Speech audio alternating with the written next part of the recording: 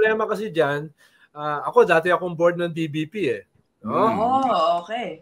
Kaya may sariling charter yan. Dapat hindi yan nilalabag. Dapat sila ang nagpapasya. Hindi ka nag-i-impose dyan. No? At kasama yun sa viability nila. Kaya nag-i-invest dyan ang mga tao, nagpapasok. No? Tapos tinanggal mo 25 billion, tinanggal mo yung 50 billion.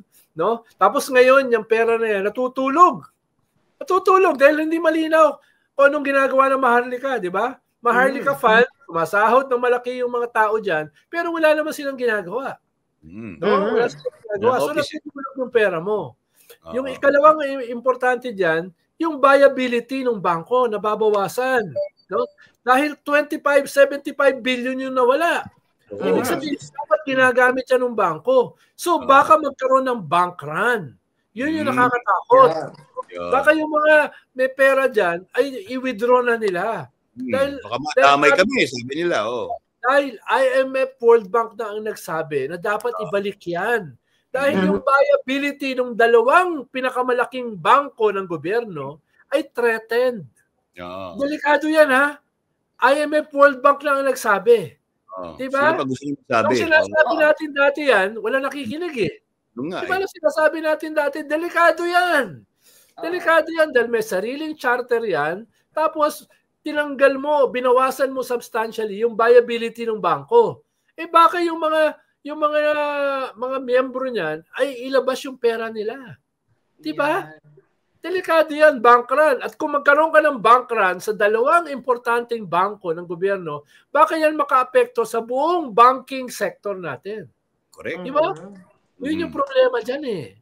Actually, check, pag binabasa ko yung articles about it, parang subtle pa lang ang IMF eh. It's not really discussing yung possible repercussions if hindi mag-restore ng bagong capital, mag-restore ng capital dun sa dalawang financial institutions.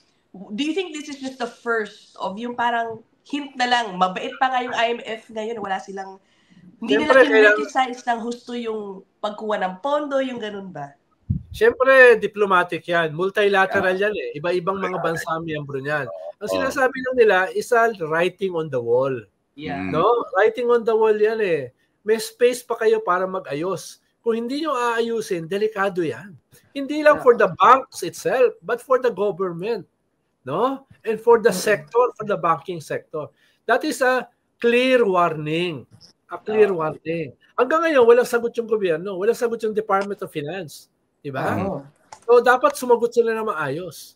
Either nag-agree sila. Kasi hindi yung clear warning, Sec. Ako yung after ko, yung technicalities of it. Diba, pagkakaalam ko kasi, Sec, pag pinautang ka o may loan ka from the IMF, may certain conditions dapat na tinutupad ka eh. Diba? Yes. Kunyari, ang conditions yun, yung sinasabi mo nga kanina, kailangan, liquid ka all the time. Yung sinasabi mo kanina, viable.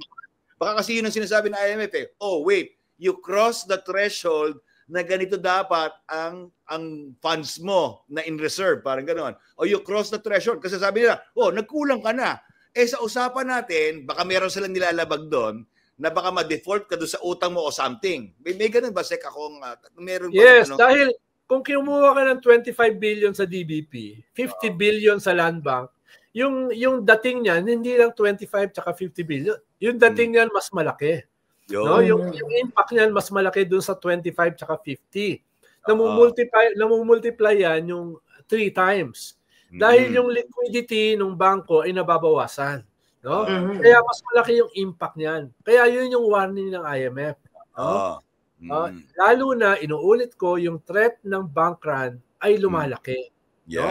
Hindi lang sa dalawang pinakamalaking bangko ng gobyerno, kundi sa buong sektor, sa buong industriya ng banking. No? Kaya ingat kayo. Lalo na, natutulog yung pera. Yun. Alam mo natin kung ano nangyayari sa Maharlika? Yun na nga, parang walang monitoring, Sek. Wala tayong naririnig, pero nandun yung pera.